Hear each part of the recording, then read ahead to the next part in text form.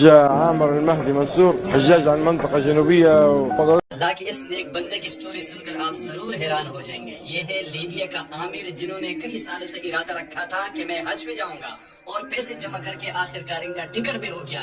لیکن آگے ہوا کیا، لازمی دیکھیے، 2 منٹ دیجیے ان کو۔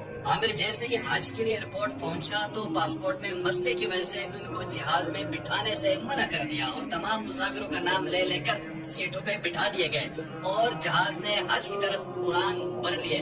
لیکن عامر مایوس نہیں ہوا، ویٹنگ روم میں انتظار کرتا رہا اور خدا کے کرشمے کا انتظار کرتا رہا۔ ایئرپورٹ پہ عامر کو لوگ سمجھاتے رہے کہ جہاز اڑ چکا ہے، آپ کا نام نہیں آیا، اگلے سال کے لیے اللہ سے دعا کرے، محنت کرے، اگلے سال آپ جائیں گے۔ لیکن عامر ایک ہی بات کہتا رہا، میں ضرور جاؤں گا، انشاءاللہ میں ضرور جاؤں گا۔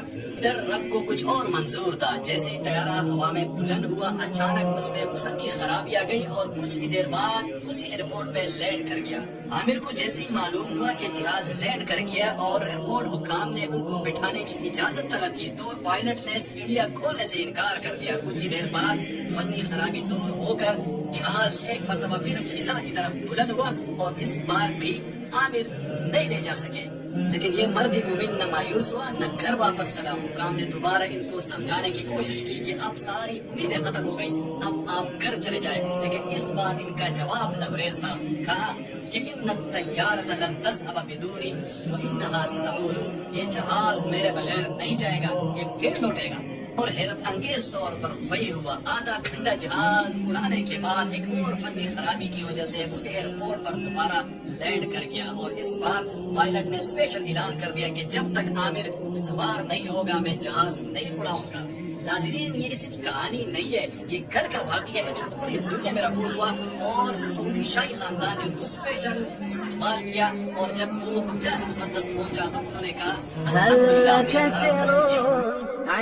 جاء عامر المهدي منصور حجاج عن منطقة جنوبية وقالوا لنا موعد الطائرة الساعة 12. توكلت المطار زي الحجاج وقال النية ماشي بيت الله إن شاء الله. أول ما جيت المطار ولا الوفود الحجاج تجي المطار ويستقبلوا فيهم استقبال تبارك الله، اللهم صل على النبي. خلاص جيت في الأخير في المطار محسوب آخر مجموعة، وجيت خليت زواجي قال لي عندك مشكلة أمنية في الزواج لكن بسيطة تنحلها لك. الحجاج داخلين كملوا لهم إجراءاتهم وركبوا في الطائرة. الكابتن قال نط ما بنستنى، خلاص سكر باب الطائرة طلع. جاني بتاع المدير المطار قال لي ان شاء الله غالب ان شاء الله ما قسمت لي، قلت ان شاء الله الطائره ما تطير تو تجي ماشي بيت الله ناوي النيه. خلاص ردوا قال الطائره عطل، كلموا الكابتن افتح السلوم بتاع الطائره، خلي السلوم يجي يرفع الحاج اللي قاعد، قال ماني فاتح الطائره محركه والع، وجاي نفسه مدير الامن قال لي ما تكدر بالك ربك ما قسمت لي، قلت له والله منادي ماني مروح من المطار. طارت مرتين وردت من جديد، كابتن قال لهم والله ماني راكب كما جبتوا لي عامر، تو احنا في بيت الله.